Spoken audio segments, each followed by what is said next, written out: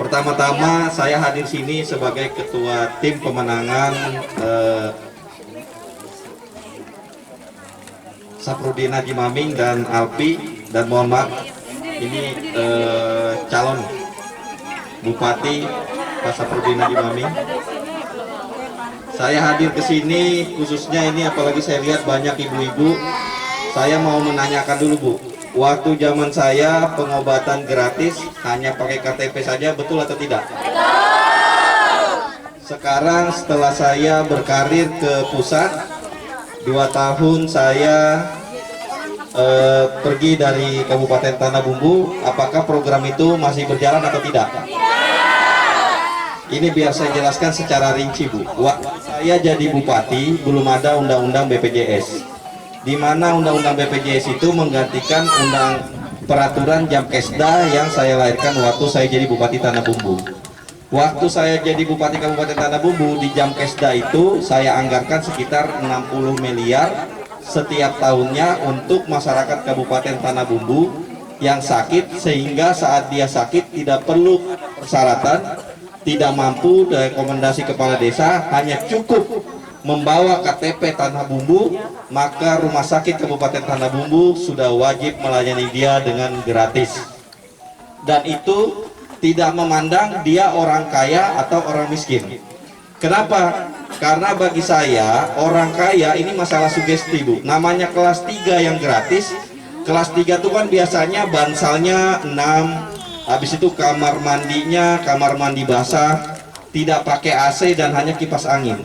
Kalau orang kaya biasanya masuk ke sana, biasanya dia gerah karena dia tidak terbiasa yang seperti itu. Tapi bagi kita yang orang biasa masuk ke sana, bagi kita sudah bagus karena emang itu pelayanan kelas 3. Apabila ada orang kaya yang masuk ke sana, ini orang kayanya perlu kita pertanyakan apa betul orang kaya atau tidak. Inilah kenapa program ini terlahir, karena saya waktu jadi pengusaha banyak ibu-ibu yang datang ke rumah saya minta dibiayai melahirkan atau minta biaya sesar, dimana waktu itu biaya sesar 9 juta sampai 15 juta. Iya kalau suaminya pengusaha, kalau suaminya nelayan atau tukang turi karet atau tukang ojek, mana mungkin dengan waktu yang secara singkat dia bisa menyiapkan dana 9 juta sampai 15 juta. Apalagi setelah dironsen bahwa anaknya terpuntal tali pusat, tidak bisa dilakukan atau melahirkan secara normal, sehingga dia harus dilakukan sesar. Kalau tidak ada pemerintah, maka kasihanlah orang yang tidak mampu itu. Makanya lahirlah program gratis berobat hanya dengan KTP dan sesar gratis, karena dari permasalahan yang terjadi. Dulu saya jadi pengusaha, mungkin saya hanya bisa bantu 5-10 orang karena keterbatasan sebagai pengusaha. Tapi dengan memakai anggaran APBD Kabupaten Tanah Bumbu yang hanya 60 miliar dalam 1 tahun, saya bisa mengobati seluruh masyarakat saya Kabupaten Tanah Bumbu yang sakit, dan pemerintah hadir dengan hanya membawa persyaratan hanya KTP. Yang menjadi permasalahan di BPJS sekarang apa? Yang menjadi permasalahan adalah mengurus BPJS-nya, rekomendasi desa, rekomendasi RT.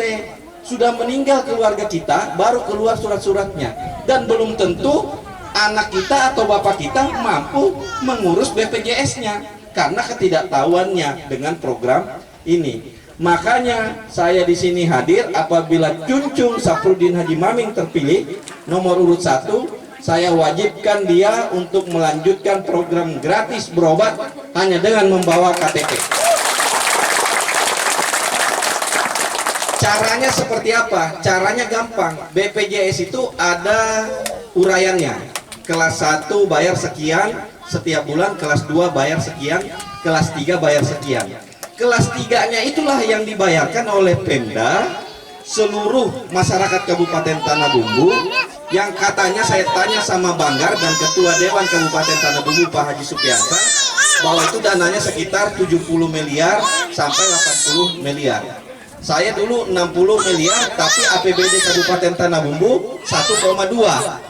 Sekarang APBD Kabupaten Tanah Bumbu 1,7. Berarti kenapa hanya menambah 10 miliar atau 20 miliar tidak bisa menggratiskan masyarakat Kabupaten Tanah Bumbu untuk seluruhnya hanya dengan membawa KTP? Persyaratan itulah nanti hanya dilihat bahwa betul tidak dia orang Tanah Bumbu. Kalau betul, berarti dia sudah secara tidak langsung mendapatkan gratis BPJS yang sudah dibayar oleh pemerintah Kabupaten Tanah Bumbu. Ini tinggal hanya masalah selera masyarakat, pemerintahnya mau atau tidak. Kalau dia tidak mau, maka dia tidak memperhatikan. Tapi kalau dia mau, dia bisa. Kemarin tadi malam saya baru mendapatkan kabar ada surat yang dikeluarkan oleh Dinas Kesehatan bahwa mewajibkan melayani masyarakat Kabupaten Tanah Bumbu untuk berobat terdaftar di BPJS atau tidak. Berarti alhamdulillah yang selama ini kita teriakkan untuk hanya membawa KTP saja sudah mulai didengar oleh pemerintah.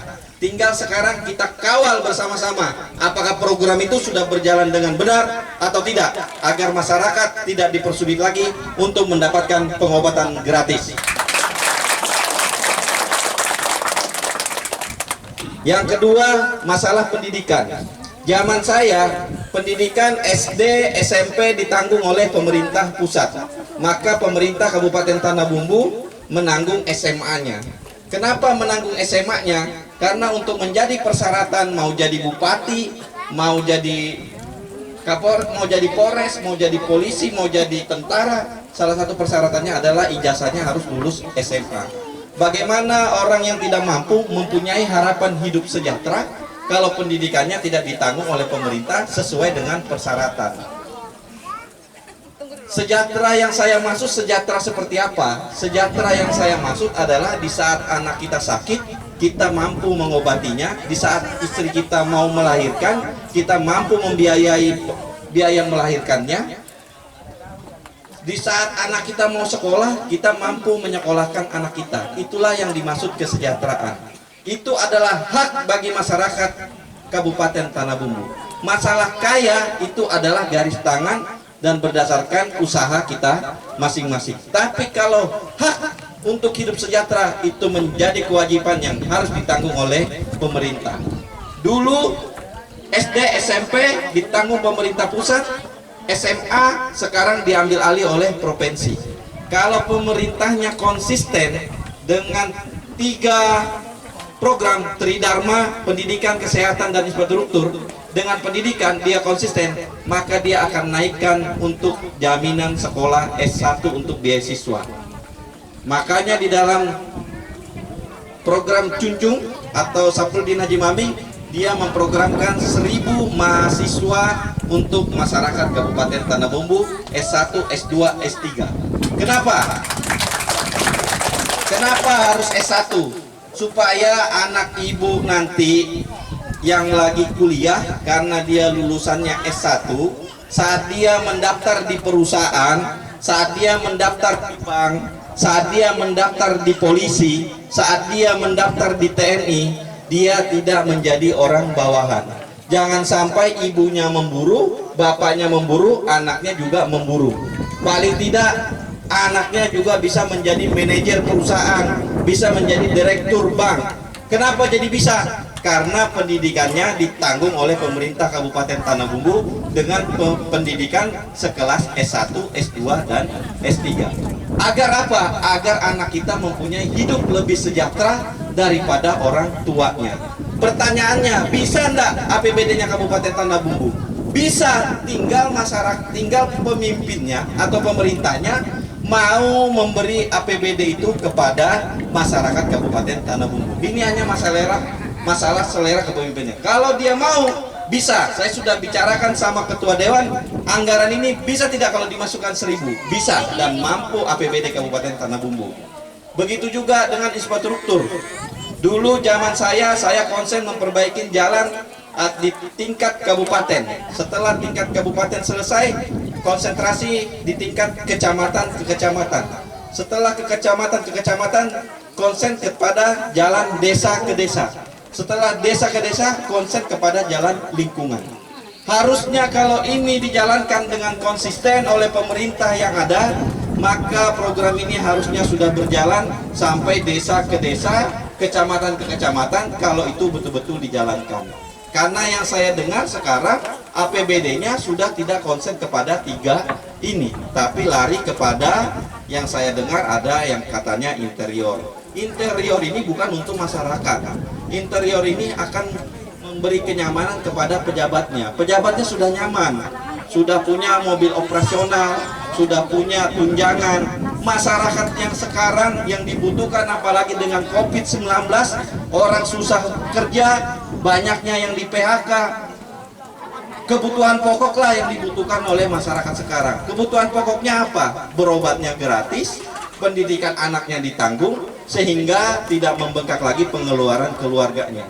Sehingga masyarakat kita mampu menghadapi permasalahan COVID-19 ini, sehingga nanti saat selesai COVID-19, maka kita berjuang bersama bagaimana memulihkan ekonomi yang ada khususnya di kelas bawah, sehingga dia bisa hidup lebih sejahtera lagi. Mungkin itu yang bisa saya sampaikan. Salah hilap saya mohon maaf, dan terima kasih semua atas kehadirannya di sini.